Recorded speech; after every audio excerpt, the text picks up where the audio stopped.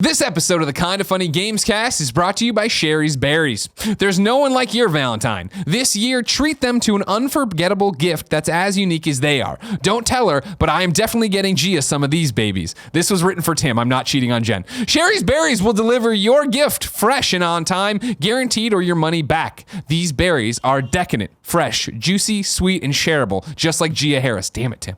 And you can choose to get them dipped in white, milk, or dark chocolatey goodness like Gia Harris. What does that mean, Tim? With Valentine's Day right around the corner, there's only one way to get these freshly dipped strawberries from Sherry's Berries starting at $19.99. Go to berries.com. That's berries, BERRIES.com. Click on the microphone in the top right and enter in KF Games. That's berries.com. Use the code KF Games. Help support this show and get some sweet, sweet berries for your sweet, sweet Valentine, like my sweet, sweet baby Gia Harris. God damn it, Tim.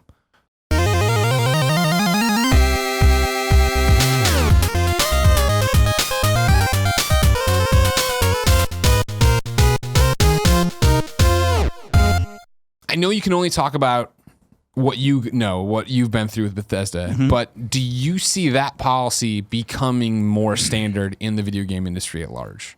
Because we always talk about it, and me in particular, when I bring up this argument, is the fact that when I first started, I mean, there was that middling, I'm a B tier, A tier, I'm a THQ game, right? But it's the same thing you just talked about, that you guys are cutting and running on games because it's not up to our standards. We don't want it, right? And that's why when people see Bethesda on the box, that means something. Whereas I can sit there and say, you're licensed mid-tier, I'm a weird racing game that doesn't need to exist, I'm Crush Hour, is a THQ game, and THQ isn't around anymore. Right. And then earlier we had Shadow of the Colossus up, which makes you think Last Guardian, and you saw Sony of that age, the PS2 to PS3, like, take all the time you need. And then now with PlayStation 4, you see them cutting first-party studios and saying we don't want this and not, you know what I mean? Like they seem more proactive as somebody who watches them on the industry.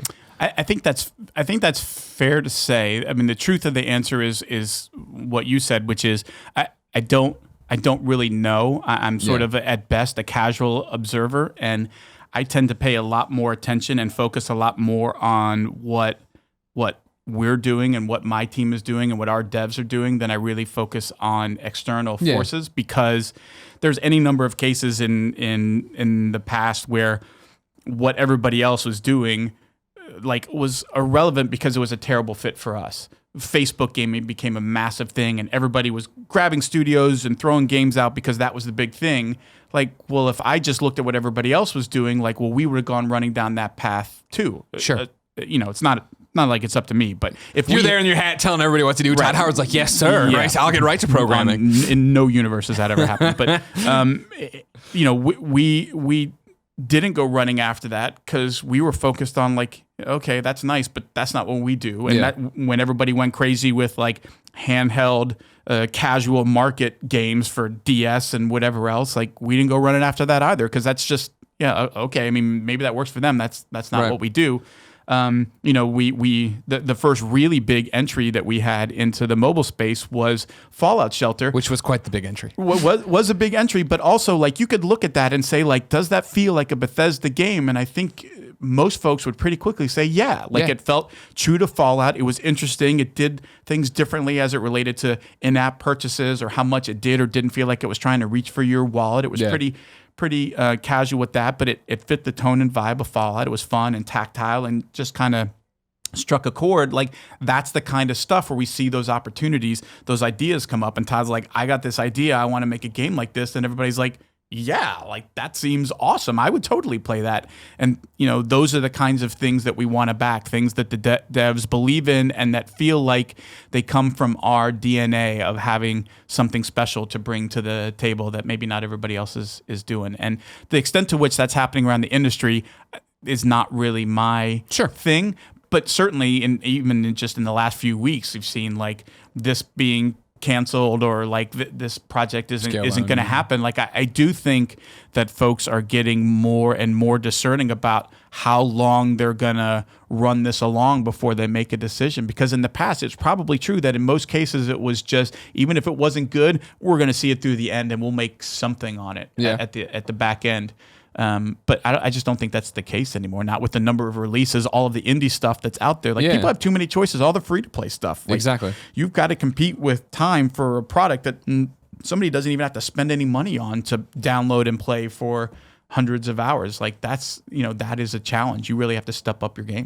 Do you think it's because you're starting to see, as the industry ages, as we all mature, somebody catching up where it's the art catching up to the business side of it? Because the business side of it before, it was like, yep, Finding Dory's huge, or Dora the Explorer is who I'm thinking of, but Finding Dory would work too.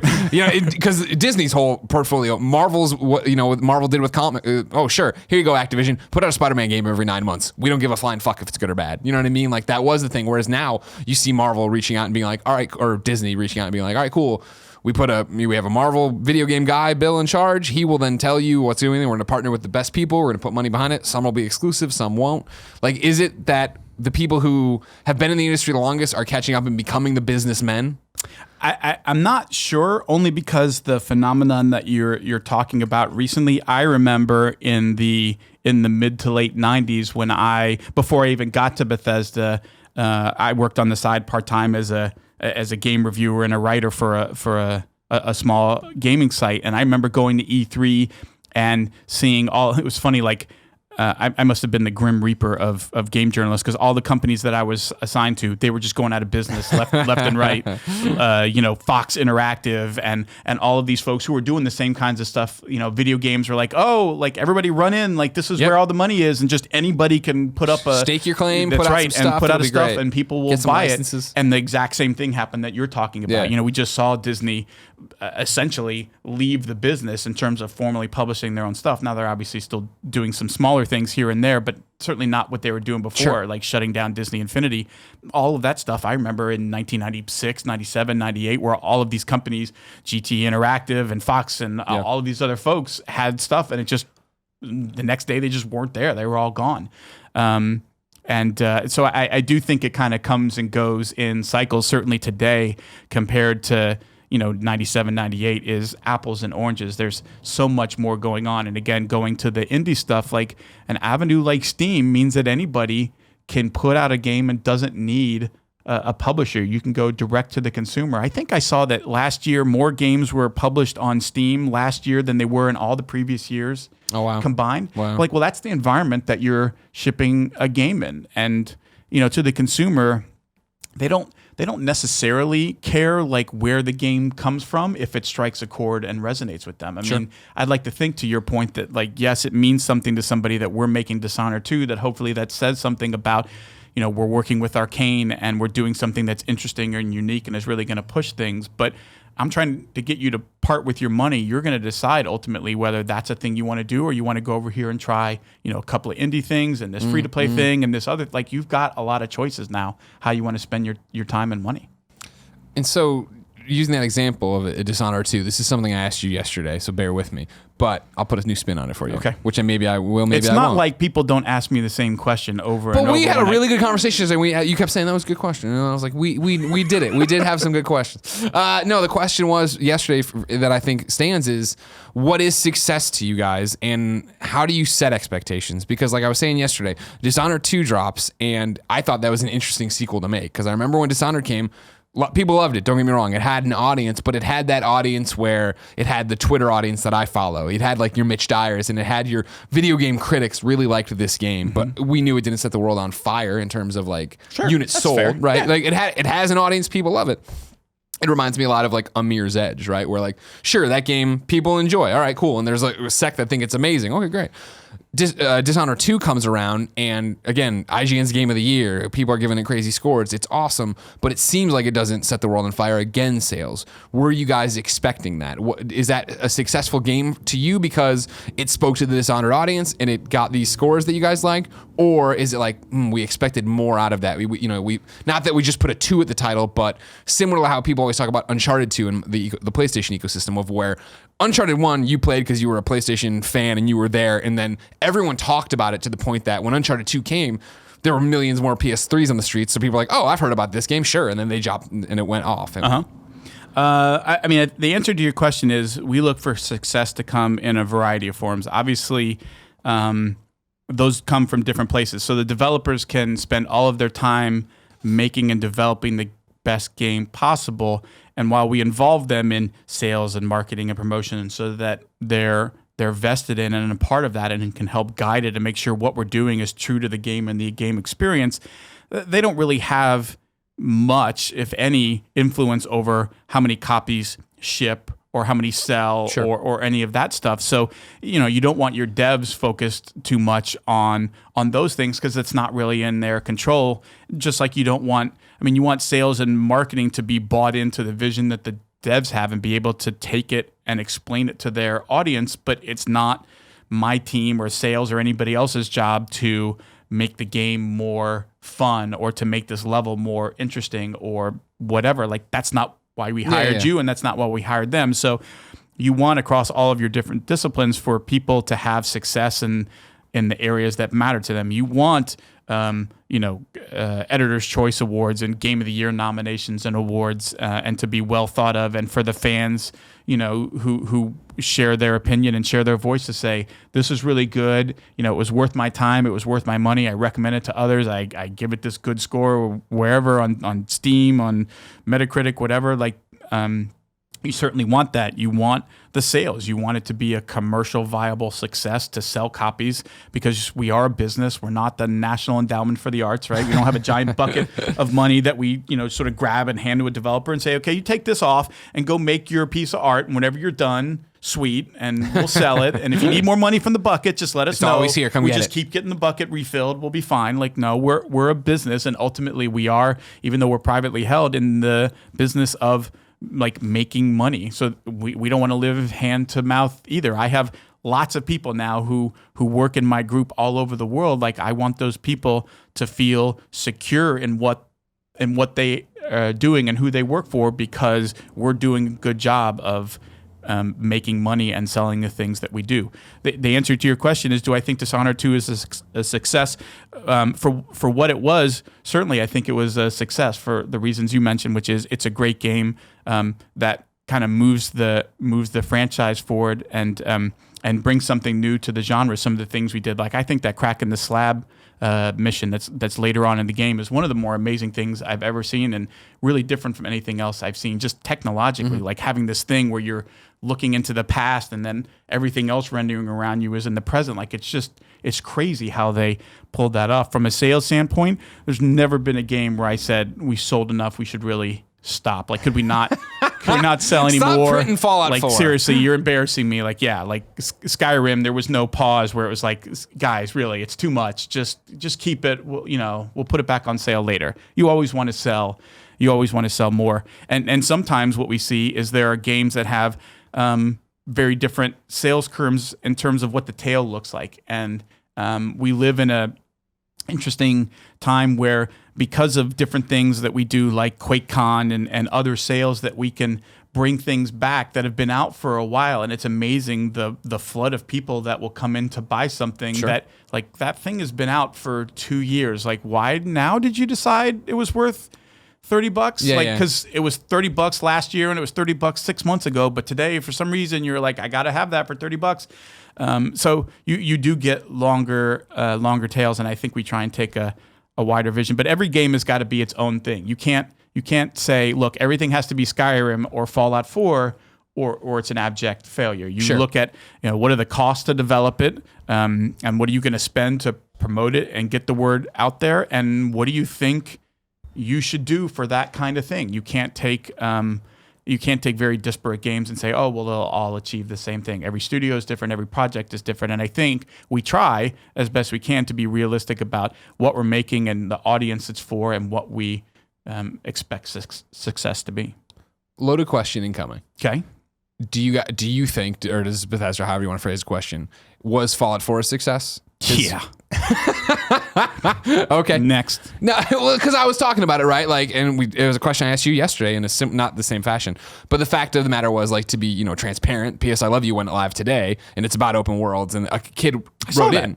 Kid wrote in, and he was like, so what's the deal with Fallout 4? Because you guys never talk about it that much. I know Greg Platt and Colin, did you ever finish the story? Blah, blah. And it was that conversation that we had yesterday, both on and off camera. Just Fallout 4 I loved, obviously. I platinumed it, right? But it didn't resonate with me the way Fallout 3 did, and I feel like that's a line across the industry in a way where people revere Fallout 3. In Fallout 4, we all played and we're like, oh, it's more Fallout, great. But that was the thing, right? That was the response. It's more Fallout, awesome. And so you didn't see people falling all over themselves to give you Game of the Year awards. You won them, don't get me wrong. I'm not taking anything away from the game. It sounds like I fucking hated the game. No, but I think in reality, I loved it. The point you were making was when Fallout 3 showed up, it was for us making Fallout games, it was our first stab at it. There had been Fallout games, and 1 and 2, and they're two of the greatest games ever made, but they weren't made by us. And Fallout 3 was the first one that we made that says this is how we think about Fallout and what a Fallout game is for us. And it was really well received and kind of sent ripples in a way through like what people expected and the tone and the vibe and all of that stuff.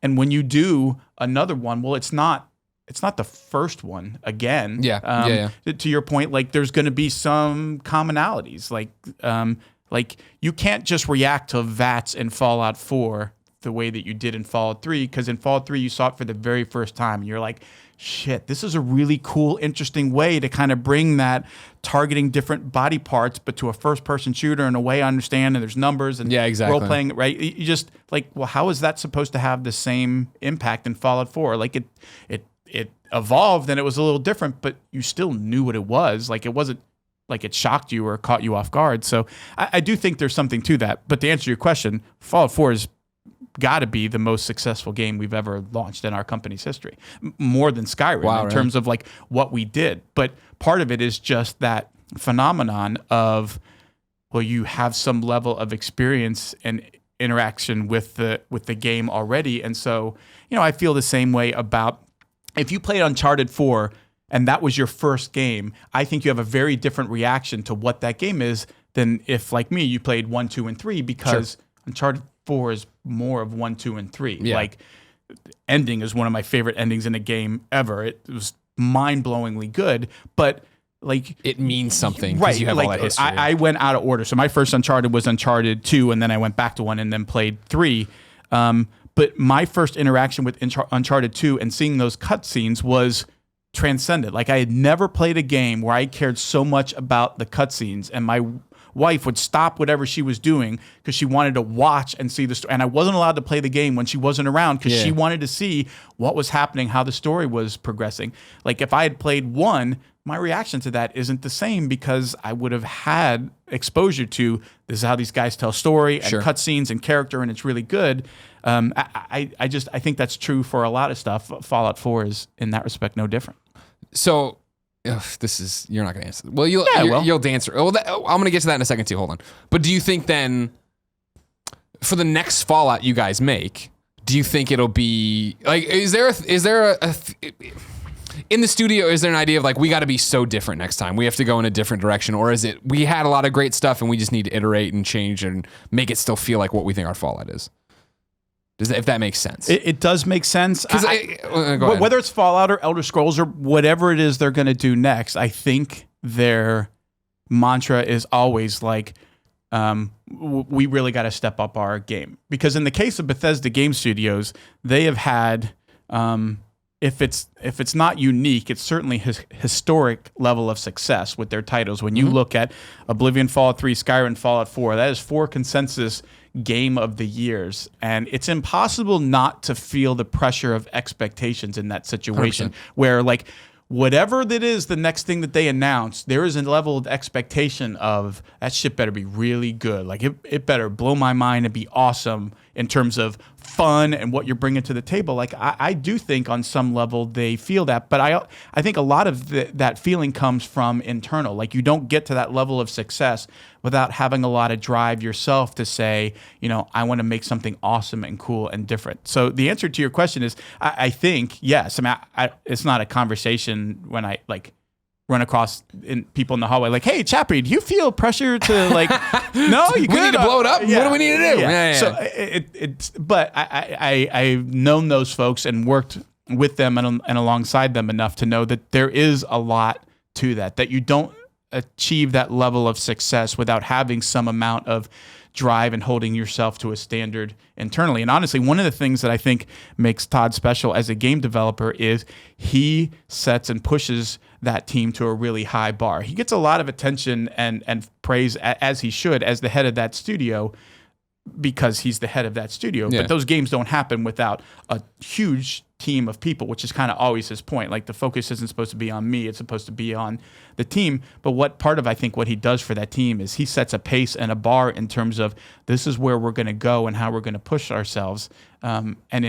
I'll generalize conversations I have had with him in the past, which is, yeah, I do think he feels some amount of responsibility, pressure, whatever you want to call it, to say the next thing that we do has really got to throw the rock forward and to really move things, not just a little bit, but big leaps. How tough is that for him, and then for all your teams to an extent, to have that?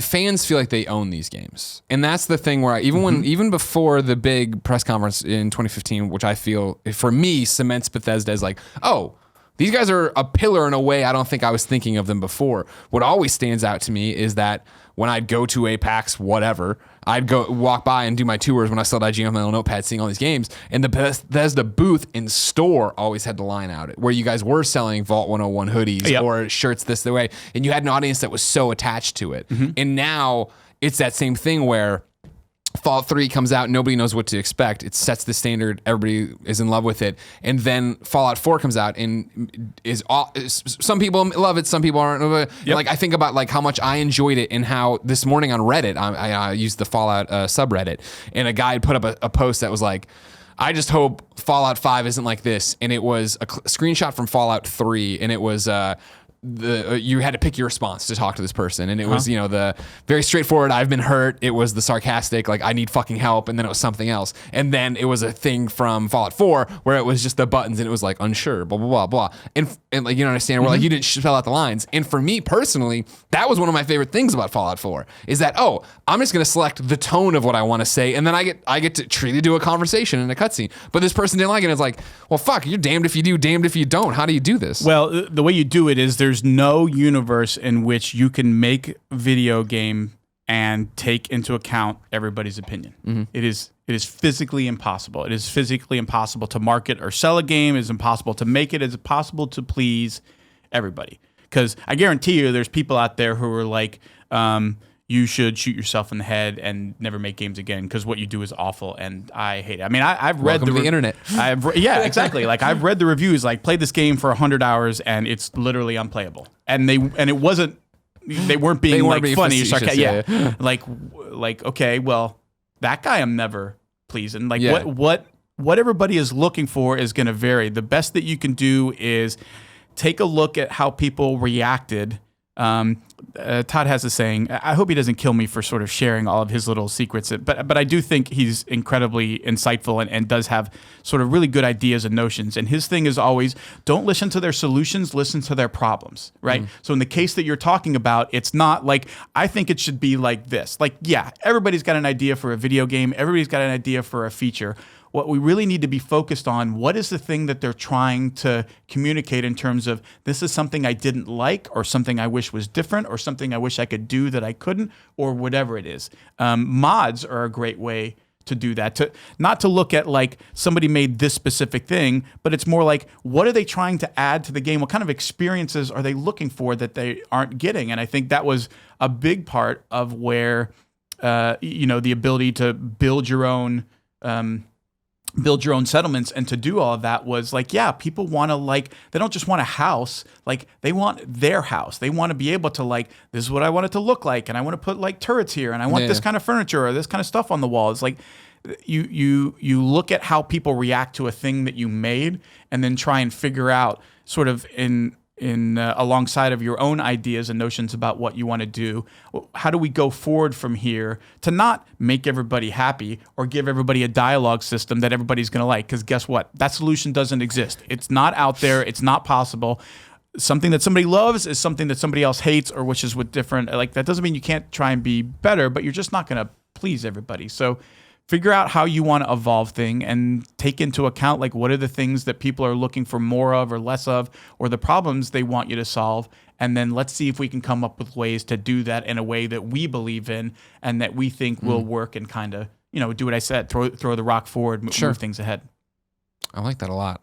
I'm gonna try to remember that. Look at the problem, not the solution. Yeah, because because even if you like boil down, how we live in a 140 character world, right? Yep. Like kids will still tweet me now and talk because like when it got down to my final trophy for the platinum in Fallout 4 was the make everybody happy in the settlement, right? This is really hard to do. Exactly, because it's like at the time none of us knew. Send everybody away. I'm putting 4,000 rugs on the ground and statues everywhere. Send everybody away and just distill it down to exactly what you have. Exactly. But that for me like becomes the problem of it turned on me of like I hate I hate the building, I hate doing this and blah blah. And it like.